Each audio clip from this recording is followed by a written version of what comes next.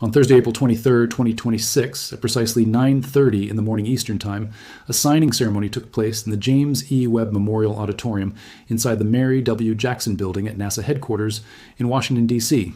The building, named after the mathematician and engineer who became NASA's first black female engineer, and whose name now graces the headquarters of the agency she spent her career serving. Ambassador Dina Kawar of the Hashemite Kingdom of Jordan signed her name to a document that had been signed before her by representatives of 62 other nations, beginning with 8 founding countries on October 13, 2020. NASA Administrator Jared Isaacman stood at her left. U.S. Department of State Acting Principal Deputy Assistant Secretary Ruth Perry stood at her right. Cameras clicked. Hands were shaken. And a small but significant piece of history was made. Jordan became the 63rd country to sign the Artemis Accords, and the 6th nation from the Middle East to commit to the framework of peaceful, transparent, and cooperative space exploration that the United States has been building since 2020. The ceremony lasted less than an hour. The commitment it represents for the trajectory of both Jordan's space ambitions and the growing coalition of nations that will shape how humanity explores the Moon, Mars, and beyond will last for decades. On the same night that Ambassador Kawar was preparing to sign, something else was happening 2,500 miles to the west, above the Pacific coast of California. At 8:23 in the evening Pacific time, a Falcon 9 rocket lifted off from Space Launch Complex 4 East at Vandenberg Space Force Base, climbing southward through the California twilight on a south-southwesterly trajectory, carrying 24 Starlink broadband satellites into low Earth orbit. The mission was called Starlink 1714. The first stage booster, designated B-1100 on its 5th flight, separated cleanly, descended, and landed on a drone ship in the Pacific. The 24 satellites were deployed to orbit. That launch was SpaceX's 40th of 2026. 2 moments, one in Washington, one above the Pacific, marking the pace and the breadth of what the space age looks like in 2026, the nations joining, the rockets flying, the constellation growing, the history accumulating mission by mission, signature by signature. The Artemis Accords were established in October 2020 during the first Trump administration, when the United States, led by NASA and the State Department, joined with 7 founding nations to create a framework of principles for civil space exploration. The founding 8 were the United States, Australia, Canada, Italy, Japan, Luxembourg, the United Arab Emirates, and the United Kingdom. The Accords draw explicitly on the 1967 United Nations Outer Space Treaty, the foundational document of international space law, which all signatory nations are obliged to uphold, and establish a set of non-binding but operationally significant commitments. The core commitments of the Artemis Accords are worth laying out specifically, because they define what Jordan agreed to when Ambassador Kawar signed her name in the James E. Webb Memorial Auditorium on April 23rd.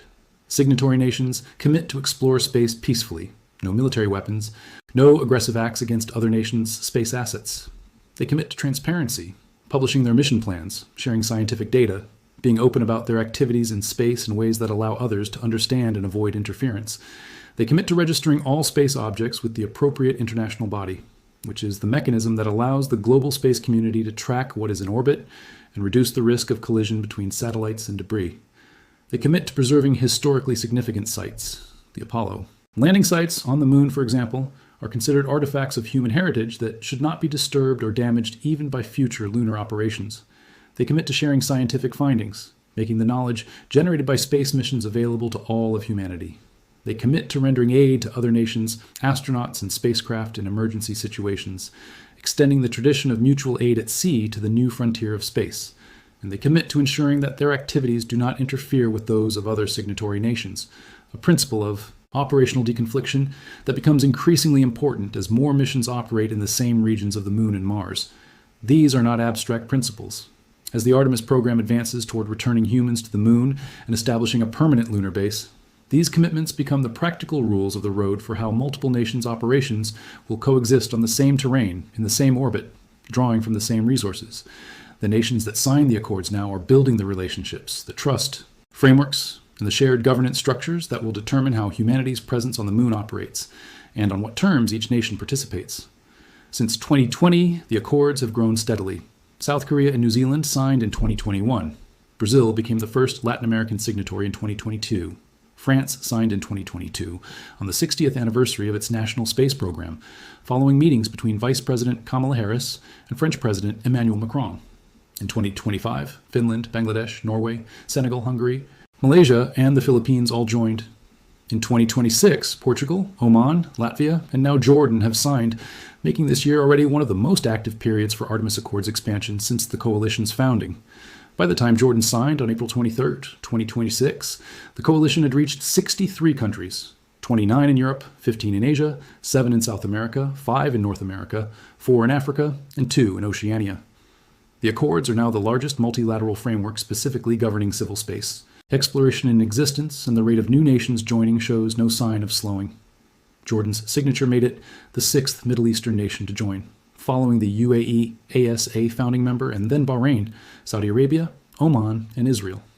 The Middle East's growing presence in the Artemis Accords coalition reflects the region's broader investment in space as both a scientific priority and a dimension of long-term economic strategy, building technical capacity, training engineers, and securing participation in the international governance structures that will determine who has influence over how humanity uses the resources of the moon and beyond.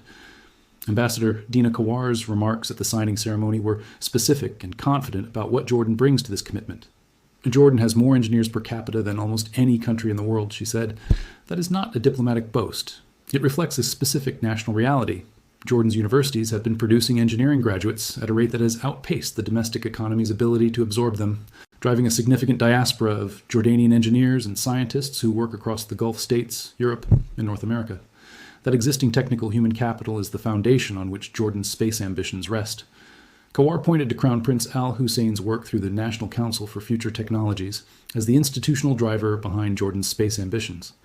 The Crown Prince, she said, is transforming Jordan into a regional and global technology hub across artificial intelligence, digital infrastructure, advanced manufacturing, and now space.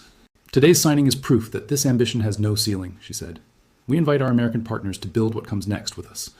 She also extended an invitation to NASA officials to visit Jordan, noting that the country's geography has made it a stand-in for Mars in multiple film productions. Jordan's Wadi Rum, the vast red sandstone desert in the south of the country, has been used to depict the Martian surface in major productions precisely because of how closely it resembles what we know of Mars's terrain. NASA Administrator Jared Isaacman, hosting the ceremony, spoke to the moment with equal directness. It is my privilege to welcome Jordan as the newest signatory to the Artemis Accords. By signing the Accords today, Jordan brings valuable perspective and capabilities that will help expand the golden age of exploration for all mankind. He placed Jordan's signing in the context of the broader Artemis program's current momentum. The Artemis II crew had returned from their mission around the moon just weeks earlier, on April 10, 2026, and NASA is working toward establishing a permanent lunar base. Through Artemis, we're going back to the lunar surface with contributions from our international partners to build a moon base and to stay, Isaacman said. Jordan's participation in the Artemis Accords is not purely aspirational. The country already has a documented history of space activity. In 2018, Jordan launched the JY-1 satellite, a CubeSat developed by university students that transmitted images and audio from orbit after its launch on a SpaceX Falcon 9 rocket from Vandenberg Space Force Base in California. That mission was modest by operational standards, but its significance was institutional. It demonstrated that Jordanian engineering students could design, build, and launch a functioning satellite, and it established a baseline of national space capability that the country has been building on since. In Wadi Rum, the same desert landscape that film productions have used to portray Mars, Jordan hosts the Jordan Space Research Initiative's Analog Research Facility. The initiative conducted its Petra 1 and Petra 2 missions in 2024 and 2025, using the Mars analog desert environment to advance research on human spaceflight and planetary exploration for real-world applications on Earth. Analog research missions, where crews simulate the conditions of planetary exploration in extreme terrestrial environments, are a recognized part of the preparation pipeline for actual space missions, providing data on crew psychology, life support systems, geological survey techniques, and habitat design.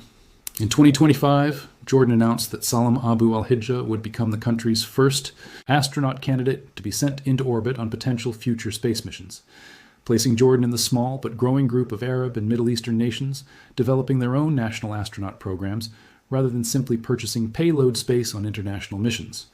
The announcement was backed by Crown Prince Al Hussein's National Council for Future Technologies, which has been Jordan's institutional vehicle for connecting the country's engineering talent to the practical demands of the emerging space economy.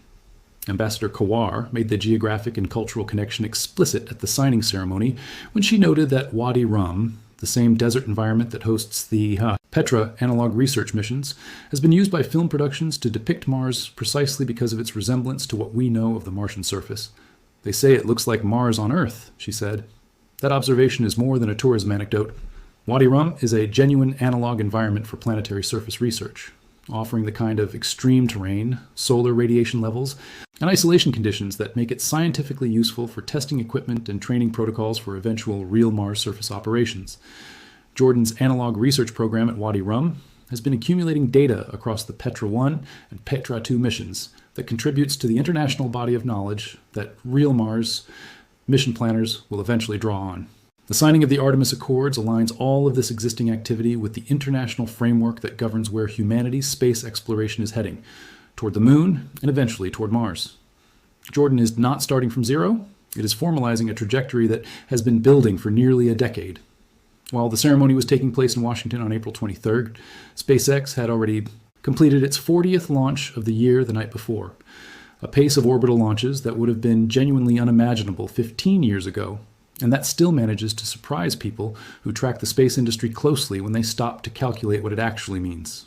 40 launches in 113 days. That is roughly one launch every 2.8 days, sustained across the first 4 months of a calendar year. Not every launch is a Starlink mission. The manifest also includes government payloads like the GPS-3-8 satellite that launched from Cape Canaveral Space Force Station on April 21st, carrying the final satellite of the GPS-3 generation before the U.S. Space Force transitions to the next generation GPS-3AF series, as well as commercial and scientific payloads for customers around the world. But Starlink missions form the backbone of the launch calendar, because SpaceX is the customer for most of its own rocket flights, launching satellites for its own broadband internet constellation at a pace that no other commercial operator can match or afford. SpaceX President Gwynne Shotwell stated in Time magazine that the company is expecting maybe 145-ish Falcon 9 launches in 2026, a projection that would represent a continued increase over previous record-setting years and would further consolidate SpaceX's position as the dominant commercial launch provider on Earth by a margin that no competitor is close to closing. For context, in 2022, Falcon 9 set a then world record with 60 successful launches in a single year, surpassing the Soviet Soyuz record of 47 launches in 1979. In 2023, the Falcon family, including Falcon Heavy, completed 96 successful launches, surpassing the 63 launches of the Soviet R-7 rocket family in its peak year. A pace of 145 launches in 2026 would add another significant chapter to that record of accelerating launch cadence. The Starlink 1714 mission that marked the 40th launch of 2026 was in most operational respects a routine mission, and it is worth sitting with that word for a moment. Routine. A rocket carrying 24 satellites lifts off from California. The first stage lands itself on a ship in the Pacific Ocean. 24 spacecraft are deployed to orbit to join a constellation of more than 10,200 active satellites, and the mission is described as routine. 10 years ago, a successful rocket booster landing was global news. Now it is the background noise of a launch cadence that produces a new Starlink batch every few days. Falcon 9 booster B1100, on its fifth flight, lifted off from Space Launch Complex 4 East at Vandenberg Space Force Base at 8:23:09 p.m. Pacific Time on April 22nd. The rocket flew its south-southwesterly trajectory into a sun-synchronous polar orbit. The first stage separated, descended, and landed on the drone ship waiting in the Pacific. 24 broadband satellites were deployed into their planned orbital shell. The whole sequence, from liftoff to satellite deployment, took under an hour and a half. Booster B1100 will be inspected, refurbished, and flown again. The Falcon 9 family has now accumulated 641 launches over 16 years with a success rate of 99.53%. Boosters have successfully landed 600 times in 613 attempts, a recovery rate that compounds over time into enormous cost savings. Each recovered and reflown booster eliminates the cost of manufacturing a new first stage, which is the most expensive component of the rocket. The most flown booster in SpaceX's current fleet, B-Tone 67, has completed 34 missions. The average booster in the current active fleet has flown multiple times. The economics of reusability, which seemed theoretical when SpaceX first proposed them, have been validated at scale across hundreds of missions, and the 40th launch of 2026 is one more data point in that validation. Just 4 days before the Starlink 1714 mission, on April 18th, SpaceX had achieved another milestone, the 600th successful landing of a Falcon first stage booster. 600 boosters returned safely from the edge of space, slowing from hypersonic velocities to a controlled vertical landing on a ship or a ground pad, ready to fly again. When the first Falcon 9 booster landed at Cape Canaveral on December 21, 2015, it was the first time a rocket booster had ever successfully returned to land after delivering a payload to orbit. Now the 600th such landing is a one-paragraph item in the weekly launch summary. The conjunction of these two events on April 22, 23, 2026, Jordan's Artemis Accords signature in Washington, and SpaceX's 40th launch of the year from Vandenberg, captures something specific about where the global space enterprise stands in 2026 and why this particular moment in the history of space exploration is different from what came before. The coalition of nations committing to peaceful, transparent space exploration is larger than it has ever been. 63 countries, 6 from the Middle East alone, have signed a framework that did not exist 6 years ago. The rate at which new nations are joining, 4 new signatories just in the first 4 months of 2026, reflects a growing recognition among governments that space governance is not a theoretical exercise anymore. It is a practical matter that requires real decisions taken now about the principles that will govern operations on the moon within this decade. The Artemis II crew returned from their mission around the moon on April 10, 2026, just 13 days before Jordan signed the Artemis Accords. The crew splashed down in the Pacific Ocean, having become the first humans to travel beyond low Earth orbit since the Apollo era. That mission was not just a technical achievement. It was a demonstration that the Artemis program's timelines and ambitions are operationally real, that the moon base that NASA Administrator Isaacman mentioned in his remarks at the signing ceremony is not a distant aspiration, but an active engineering and logistics project with a specific direction of travel. Countries that sign the Artemis Accords now, in 2026, are signing before the moon base exists. They are establishing their relationship to the framework while the rules are still being written, while the norms are still being set, while the governance architecture of humanity's lunar presence is still malleable enough to be shaped by the nations that participate, countries that sign in 2030 or 2035, after the lunar base is operational, after the patterns of access and resource use have been established, after the early movers have built the relationships and the infrastructure that define what the moon looks like as a human destination, will be joining a framework they had no hand in shaping. Ambassador Kawar understood this when she said Jordan's ambition has no ceiling and invited American partners to build what comes next together. The signing is the entry ticket. Everything that follows depends on how Jordan uses it.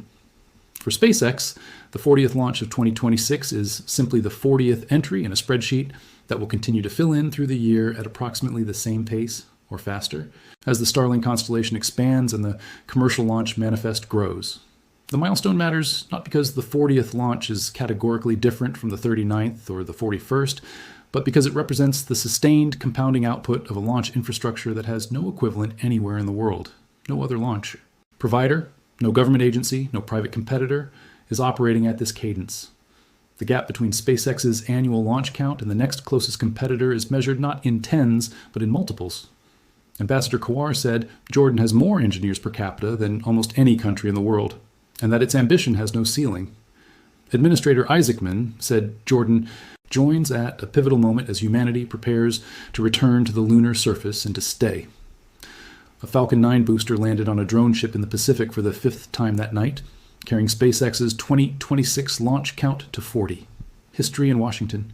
A rocket over the Pacific. The space age accelerating.